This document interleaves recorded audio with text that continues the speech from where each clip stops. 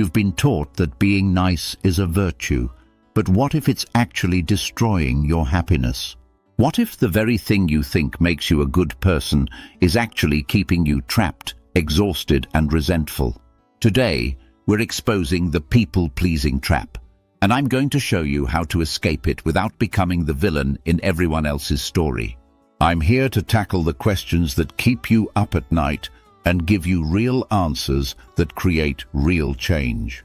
And if you're someone who constantly puts everyone else's needs before your own, who says yes when you want to say no, who feels guilty every time you disappoint someone, this video is for you, because what you call being nice might actually be people-pleasing in disguise.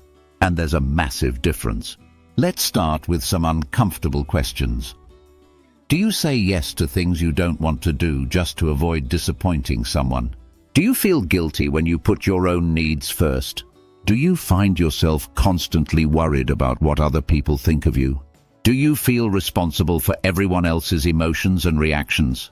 If you answered yes to any of these, you're not just being nice. You're people-pleasing, and it's costing you more than you realize.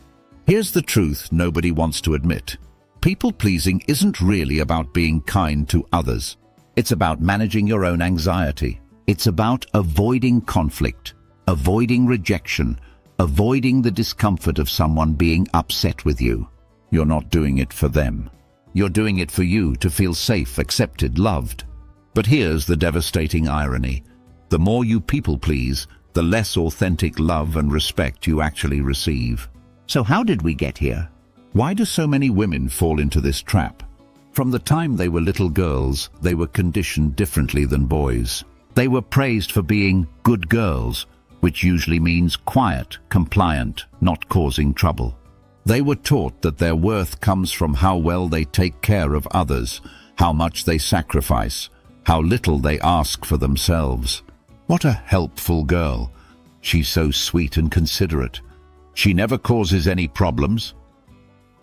Meanwhile, boys are often encouraged to be assertive, to take up space, to put themselves first. Society tells us that women who have boundaries are difficult. Women who say no are selfish. Women who prioritize their own needs are mean. So they learned early. To be loved, you must be nice. To be accepted, you must not inconvenience anyone. To be worthy, you must put everyone else first. But here's what nobody told you. That's not love. That's conditional acceptance based on your performance. And it's exhausting. Let's talk about what people-pleasing is actually costing you. Your time. How many hours do you spend doing things you don't want to do for people who wouldn't do the same for you? Your energy. You're constantly monitoring everyone else's moods, trying to keep everyone happy. You're emotionally managing other adults. Your authenticity. Nobody knows the real you because you're too busy being who you think they want you to be. Your dreams. How many opportunities have you passed up because they might inconvenience someone else? How many dreams have you put on hold to make room for everyone else's needs? Your self-respect. Deep down, you resent the very people you're trying to please. You feel used, taken for granted, invisible. Your relationships. The connections you have aren't real. They're based on what you do for people, not who you are. And here's the kicker. The people you're desperately trying to please, they often don't even respect you for it. They see you as someone they can rely on to always say yes, someone who doesn't have strong opinions or needs of their own. Now, I'm not saying you should become selfish or stop caring about others. There's a massive difference between genuine kindness and people-pleasing. Kindness comes from abundance. People-pleasing comes from fear. Kindness has boundaries. People-pleasing has none. Kindness says, I choose to help you because I want to and I'm able to. People-pleasing says, I have to help you or you won't like me. Kindness is selective. You can't be genuinely kind to everyone all the time. That's not human. People-pleasing is indiscriminate. You say yes to everyone, regardless of whether they deserve your time or energy. Kindness enhances relationships. People-pleasing creates resentment and inequality. A truly kind person can say no. They can disappoint someone if necessary. They can prioritize their own needs without guilt. A people pleaser can only say yes even when it's destroying them. So how do you break free from this pattern? How do you set boundaries without feeling like a terrible person? Step 1. Recognize that boundaries are not walls. Boundaries aren't about keeping people out. They're about teaching people how to treat you. They're about creating space for authentic relationships to flourish. Step 2. Start small. You don't have to become a boundary-setting warrior overnight.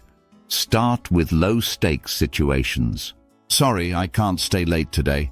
I'm not available this weekend. Step 3. Use the 24-hour rule.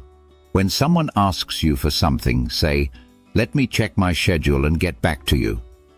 This gives you time to think without the pressure to immediately please. Step 4. Practice these phrases.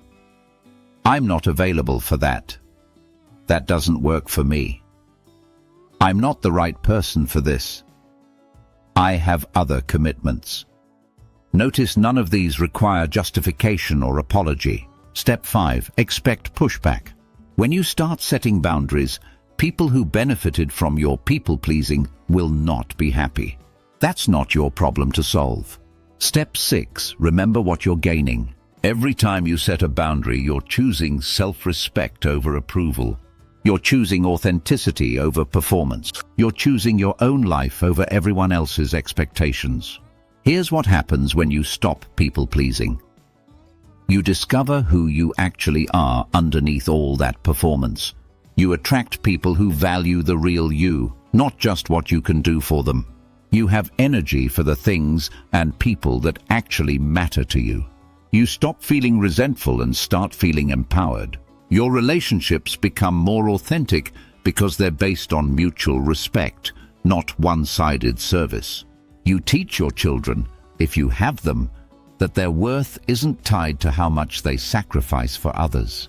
You model what it looks like to be a whole, complete person who values themselves enough to have standards. And yes, some people will be upset with you. Some people will call you selfish. Some people will withdraw when you stop overgiving. Let them. Those people were never really your friends anyway. They were just comfortable with the arrangement where you gave and they took. The right people, the people worth having in your life, will respect your boundaries. They'll appreciate your honesty. They'll value you more, not less. If you're ready to stop people-pleasing and start living authentically, I want you to practice one small boundary this week. Just one. Maybe it's saying no to a request that doesn't serve you. Maybe it's not immediately responding to every text. Maybe it's asking for what you need instead of hoping someone will notice. Start small, but start somewhere.